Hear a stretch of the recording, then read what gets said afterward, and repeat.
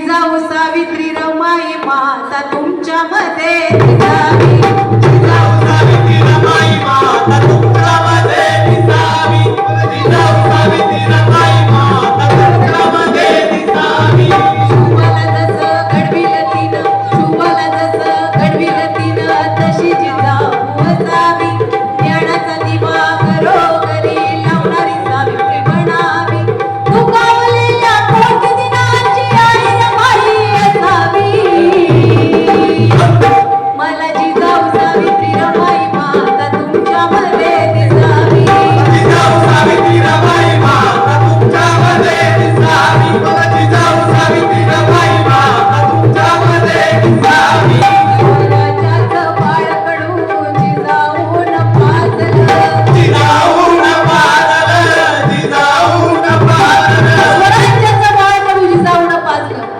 काय ती माझी जिजामाता होती जी शिवबाला म्हणते प्राण गेला तरी बेअदकर पण माघार नाही. म्हणजे स्वराज्यासाठी प्राण गेला तरी बेअदकर पण माघार नाही. आणि आजकालच्या आया पोरगं म्हणते खेळायला जाऊ नको पडशील, सायकल चालू नको धडपडशील. पोरगं वैतागून म्हणते मग करू तर करू काय, मोबाईल खेळ, टीव्ही बघ. अगं टीव्ही बघून बघून वैताग आलाय, मग या मोबाईल.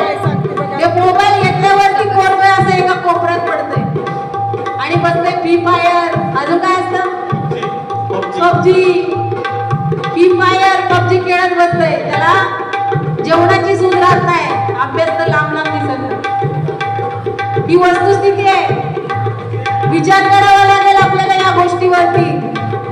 आणि हे जर बदलायचं असेल तर काय करावं लागेल? सर्वप्रथम तुम्हाला जिजाऊ बनावं लागेल.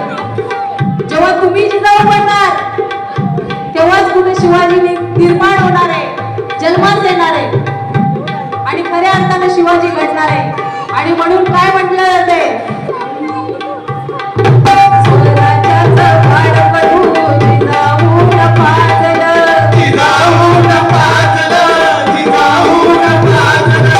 म्हणून शिवरायांचं नाव जगामध्ये गाजलं, जगामध्ये गाजलं, जगामध्ये गाजलं.